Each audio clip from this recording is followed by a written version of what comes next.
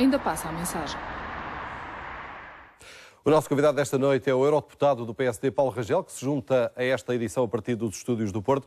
Muito boa noite, Soutor. Obrigado por estar connosco esta noite e nos ajudar também a analisar a situação política nacional. Estamos numa altura em que o PSD promete colaborar com o Governo nesta negociação da ajuda a Portugal. Mas, por outro lado, há também uma dura troca de palavras. Hoje assistimos a Silva Pereira e a Pedro Passos Coelho numa dura troca de palavras. Não seria mais prudente, numa altura em que estamos com uma negociação internacional em curso, baixar a temperatura do discurso político? Olha, repare, eu acho que nós temos que... Eu estou totalmente de acordo que é preciso ter aqui muito cuidado neste momento.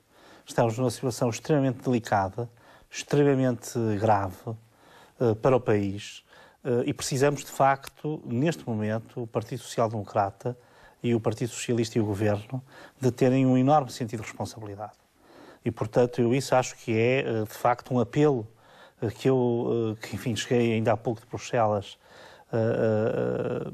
faço porque, de facto, neste momento, a ideia, a visão que se tem da política portuguesa é uma visão francamente negativa e que não está a favorecer esta intervenção. Já que vamos ter que ter a intervenção, então que a tenhamos nas melhores condições, e eu acho que isso exige, de facto, um clima, digamos assim, de cooperação legal. Agora, repare, isto não retira a necessidade de pôr os pontos nos is. De facto, o Partido Social Democrata tem toda a razão quando diz que quer conhecer a situação, ou pelo menos conhecer toda a informação do processo. Isto é, o PSD está totalmente disponível para colaborar, está totalmente disponível para cooperar, mas tem que o fazer com base numa informação a 100% e não numa informação que seja triada ou gerida pelo Governo. Doutor, creio que nesta altura estão criadas as condições para que se avance para outro patamar de entendimento entre os dois principais partidos que não têm existido até agora?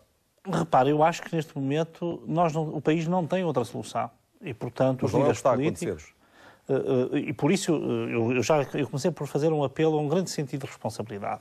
Mas sabe que eu que tive que lidar com este governo, enfim, na legislatura anterior, como líder parlamentar, é extremamente difícil, eu reconheço isto, e por isso é que estas eleições são muito importantes para o país, muito mais do que muitas pessoas supõem, é extremamente difícil negociar com este governo e criar entendimentos com este governo. Portanto, eu percebo que para quem no PSD tem a pesadíssima tarefa de, num contexto pré-eleitoral, fazer negociações e, eventualmente, chancelar um acordo com esta envergadura, porque, como muito bem explicou o Presidente da Comissão, não é um acordo intercalar.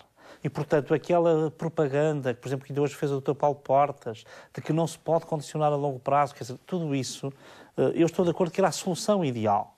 Mas desde terça-feira passada, não desta, mas, portanto, há 8 dias atrás ou há 9 dias atrás, ficou claro para quem está no coração da política em Bruxelas que não há qualquer hipótese de um empréstimo intercalar. Portanto, a negociação que nós vamos fazer pode não ser para o longo prazo, mas é para o médio prazo. Muito bem. Doutor, do Congresso do PS resultou um Partido Socialista unido à volta de José Sócrates, é pelo menos essa a ideia pública que fica. Mas, nos últimos tempos, Pedro Passos Coelho fez vários convites a várias figuras do PSD, figuras destacadas, 3 ex-líderes, Manuela Ferreira Leite, Marcos Mendes e também Luís Filipe Menezes. António Capucho alegou razões íntimas e pessoais que são respeitáveis.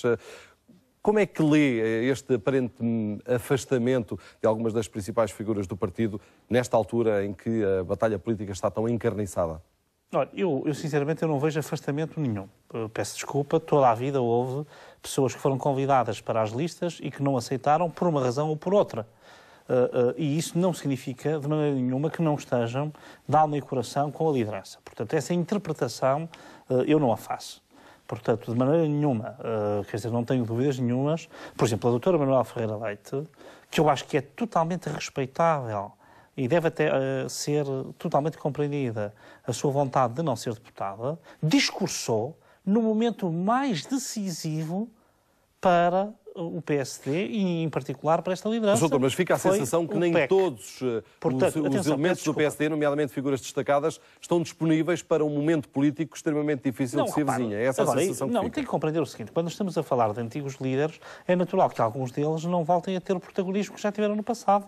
Isso acontece e que não sejam... Quer dizer, é perfeitamente natural que antigos líderes não queiram voltar à Assembleia da República, a não ser em circunstâncias excepcionais. Admito que, por exemplo, se algum deles tivesse sido eventualmente sondado para vir a ser Presidente da Assembleia da República, que eu tivesse aceito.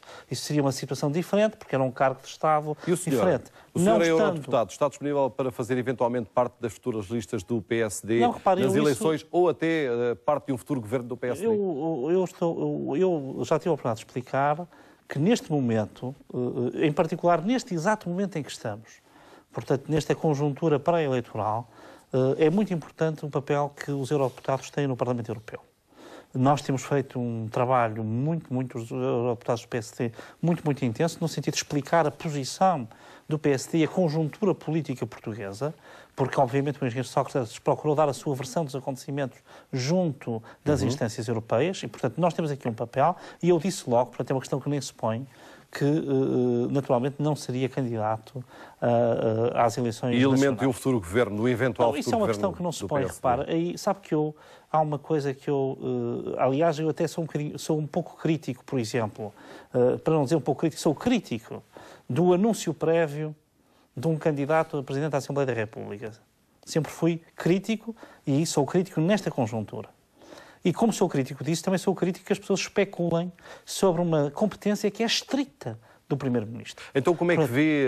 E, portanto, deixe-me só dizer isto. Diga, Sr. Portanto, eu acho que há decisões que só se tomam depois da conjuntura eleitoral devidamente esclarecida.